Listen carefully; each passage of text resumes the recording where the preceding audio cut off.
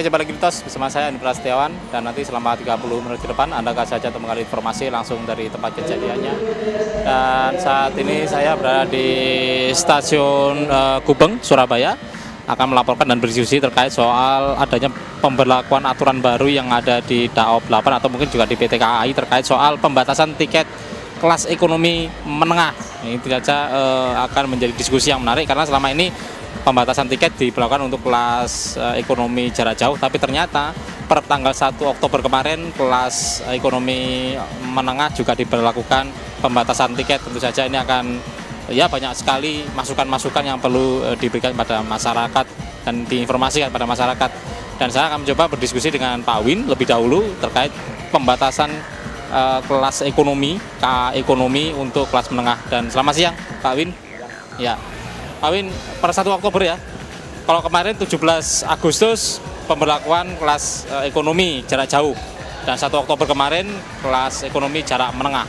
Akhirnya jarak menengah pun diberlakukan sama dengan jarak jauh, begitu ya kira-kira.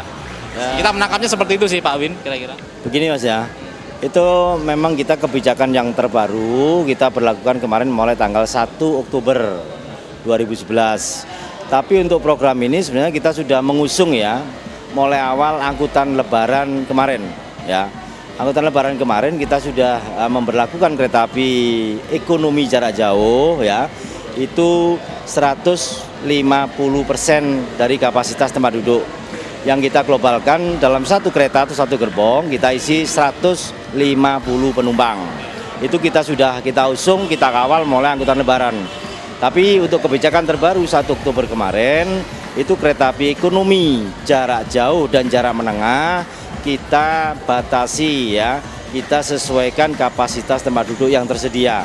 Jadi kalau kereta api ekonomi itu kapasitasnya 106 tempat duduk, yaitu yang kita siapkan. Jadi kita di kebijakan yang baru ini tidak ada lagi pelayanan atau kita menjual tiket berdiri untuk kereta api ekonomi jarak jauh dan jarak menengah. Untuk jarak lokal, kereta api lokal, kita masih ada toleransi 25% dari kapasitas yang tersedia. Lokal itu kelas menengah lokal Jawa Timur begitu ya? Sama ekonomi ya, tapi kereta api lokal jarak pendek kan.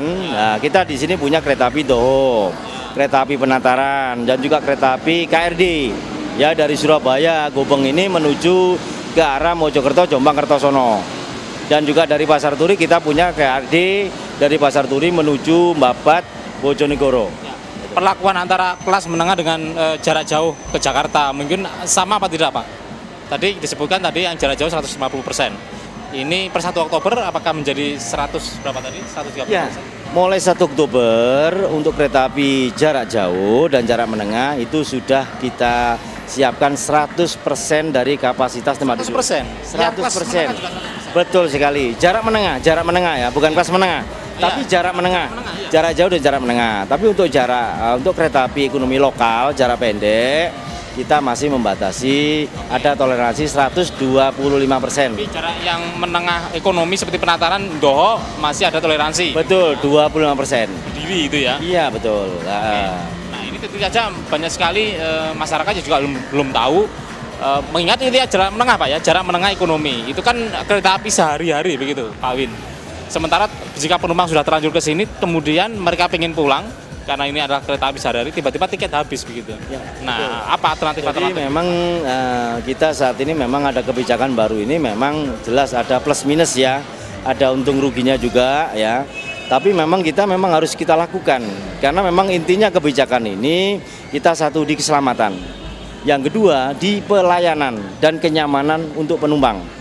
Karena memang kondisi untuk kereta api lokal ini aja jarak pendek ini dengan kondisi penumpang 120%, saya yakin itu penumpang akan merasa nyaman. Ya, kemarin aja di awal itu angkutan lebaran 150 penumpang. Itu sudah longgar. Sekarang kita kondisikan 120%.